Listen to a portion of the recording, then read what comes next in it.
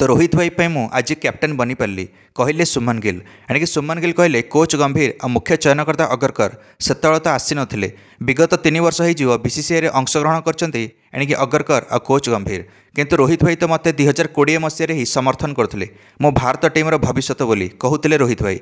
सेतବେଳେ मत साहस मिलता जितेबाला कहले जे रोहित भाई जे मो जगह दिने दिने पक्का हो भारत टीम रे चिंता करनी। सेतବେଳେ तो गति भाई अगरकर सार मो पाखे नथिले कहले सुमन गिल। सेतବେଳେ मत सदाबले बैकिंग करते रोहित शर्मा सेतବେଳେ से कैप्टेन भी नथिले। सुमन गिल कहले 2019 मसीह मो भारत पर ओडीआई रे डेब्यू करथिली किंतु बेसी मौका मिलू नथिला खेलिया केवल टेस्ट फर्माट धरी देते और मौका दौले टेस्ट रे।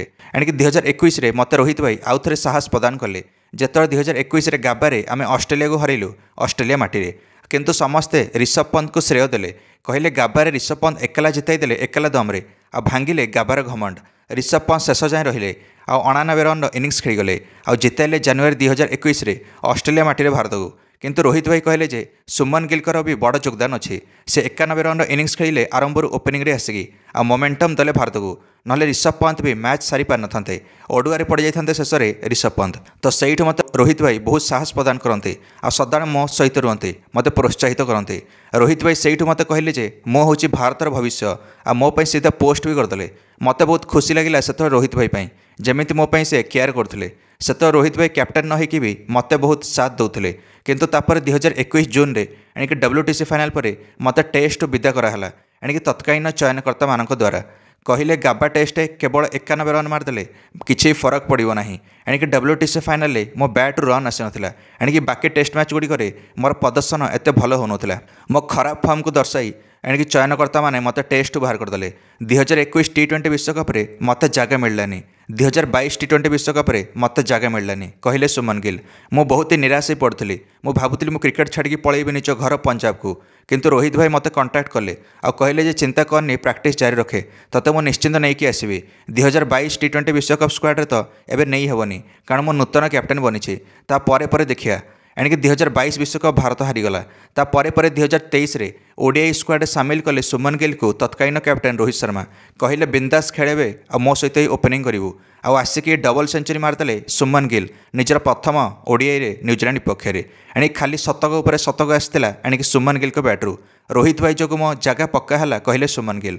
तो रोहित भाई जो कैप्टेन थे मु बड़ फाइनाल गुड़िक एणिक प्रेसर पलि आसे नर्भस शट खेल अति शीघ्र आउट हुए से WTC फाइनाल 2023 कथा हो कि वर्ल्ड कप फाइनाल 2023 कथा हेले भी रोहित भाई मत सदा बैक करें तत्कालीन कैप्टेन रोहित शर्मा किंतु मत केवे बाहर कले ना बाहर करिया देले चयनकर्ता मानक मो खराब फॉर्म जो भी। एणिक रोहित भाई कहले बड़ फाइनाल गुड़िक प्रेसर रहे एटे चिंता करनी एणिक धीरे धीरे अभिज्ञता आसिले तू शिखिजु तो नो टेंशन क्या कथा शुणनी से मत आहरी साहस मिलगला।